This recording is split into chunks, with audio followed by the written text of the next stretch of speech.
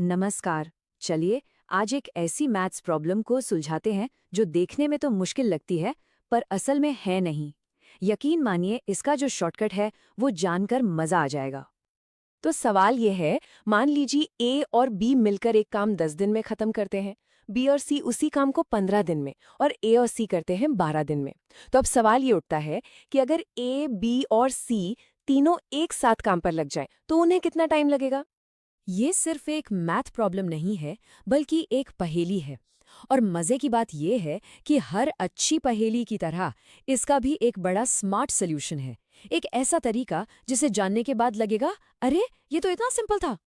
तो इसको सॉल्व करने के लिए जो पहला स्टेप है वो कोई लंबा चौड़ा अलजेब्रा नहीं है। नहीं, हमें बस एक ऐसा नंबर ढूंढना है जो इन सबको आपस में जोड़ दे। ठीक है, तो सबसे पहला कदम हमें ये पता लगाना है कि टोटल काम है कितना, मतलब एक टोटल वर्क यूनिट निकालनी है। तो ये रही हमारे पास बेसिक इन्फॉर्मेशन।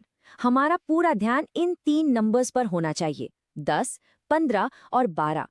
सच कहूं तो यही हमारे सॉल्यूशन की चाबी है। और इस चाबी का नाम है LCM, यानी least common multiple.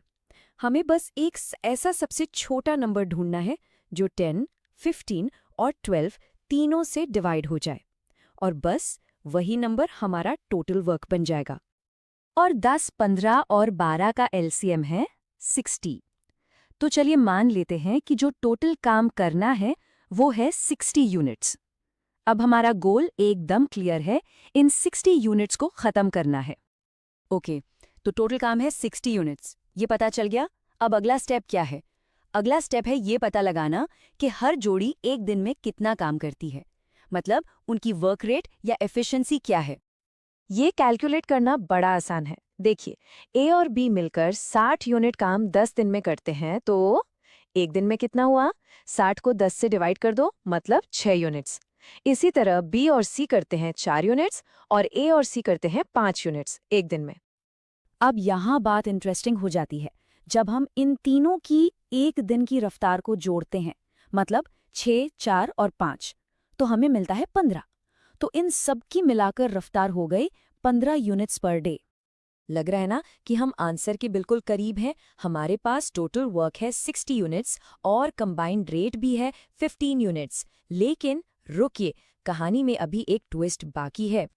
Simple math के हिसाब से देखें तो अगर हम टोटल काम यानी 60 को उनकी कंबाइंड स्पीड यानी 15 से डिवाइड करें तो जवाब आता है 4। तो क्या इसका मतलब ये हुआ कि तीनों मिलकर काम 4 दिन में खत्म कर देंगे? सुनने में तो लॉजिकल लगता है, पर यही वो पॉइंट है जहां सबसे ज्यादा गड़बड़ होती है। अब आता है इस पूरी पहेली का सबसे मजेदार पार्ट, वो छोटी सी ट्रिक जो पूरा खेल बदल देगी। जरा 1 मिनट रुकिए।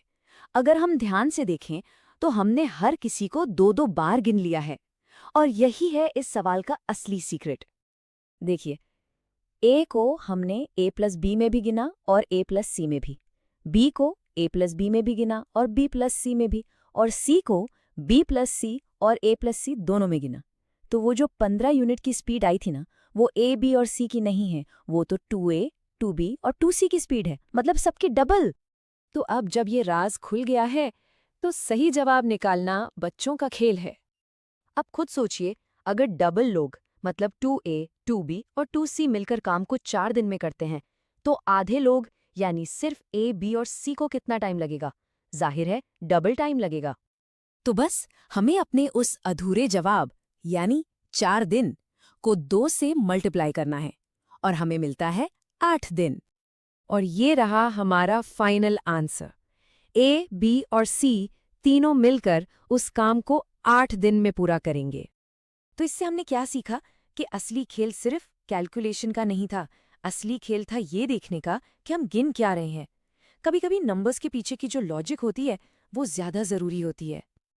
और ये हमें एक बड़े ही मजेदार सवाल के साथ छोड़ जाता है कि ऐसी और कौन-कौन सी कॉमन प्रॉब्लम्स हैं जिनमें सॉल्यूशन की कोई सिंपल सी ट्रिक बिल्कुल हमारी आंखों के सामने ही छिपी होती है।